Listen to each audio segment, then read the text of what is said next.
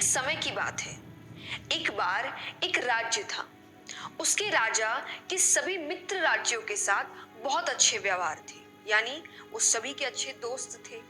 सभी के यहाँ आना जाना लगातार लगा रहता था। इसीलिए सभी राज्य उनके लिए आए दिन कुछ ना कुछ भेजते रहते थे।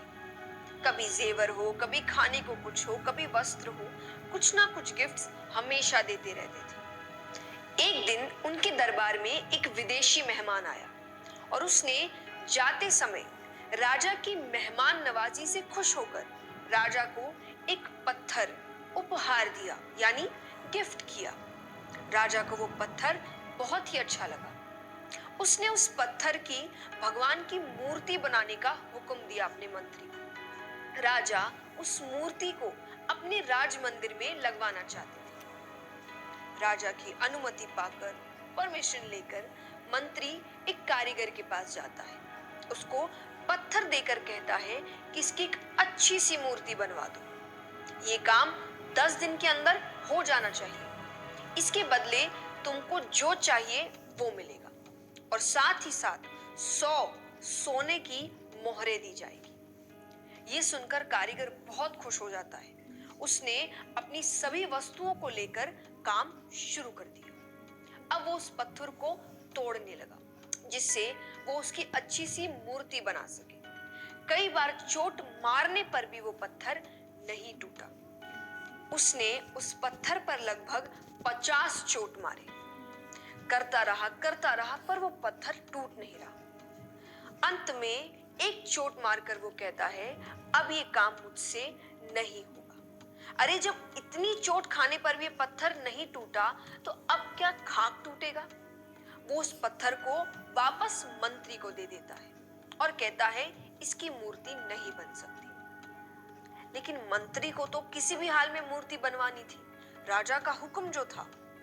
मंत्री उस पत्थर को लेकर दूसरे एक साधारण कारीगर के पास जाता है। जैसे ही उस कारीगर ने एक चोट मारी और वो पत्थर टूट गया तो वो उसकी मूर्ति बनाने लगा। मूर्ति बनाकर उसने मंत्री को दे दी। मंत्री ने उसे मोहरें दे दी। अब वो मंत्री जाते जाते एक ही बात सोच रहा था कि अगर उस पहले वाले कारीगर ने एक अंतिम प्रयास भी किया होता तो ये सोने की मोहरें उसकी होती। ये कहानी हमें क्या सिखाती है कि कई बार हम बहुत मेहनत करते हैं लेकिन फिर भी काम को अधूरा छोड़ देते हैं, ये सोचकर कि अगर अब तक नहीं हुआ तो आगे भी नहीं होगा। ये शायद मेरे लिए है ही नहीं, मेरी किस्मत में ही नहीं है, मुझसे होगा ही नहीं। पर असलियत में आपको बस एक बार और करने की जरूरत है, थोड़ी सी मेहनत और करने की जरूरत है, थोड़ा सा पेशेंस और रखने की जरूरत है। शायद जिस वक्त उस काम को छोड़ रहे हो उसकी अगली ही बार वो काम हो जाए, पर हम उसे छोड़ देते हैं, अपने गोल्स को छोड़ देते हैं, अपने सपनों को छोड़ देते हैं, अपनी जीत को छोड़ देते हैं। आपको पता है थॉमस एडिसन ने लाइट बल्ब सक्सेसफुली बनाने से पहले 9,999 टाइम्स अनसक्सेसफुल अटेम्प्ट्स करे। बहुत ही बड़ा नंबर है ये।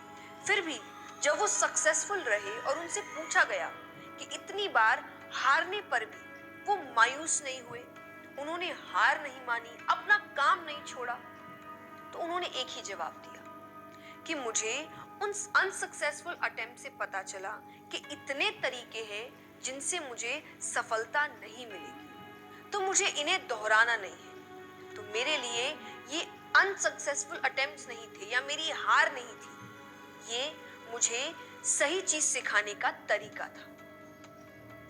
तो ये कहानी भी आपको यही सिखा रही है कि जस्ट बिकॉज कुछ समय तक आपका काम नहीं हुआ तो इसका मतलब ये नहीं कि आप रुक जाए या हार मान ले, क्योंकि मेहनत अपना असर जरूर दिखाती है। हारो मत।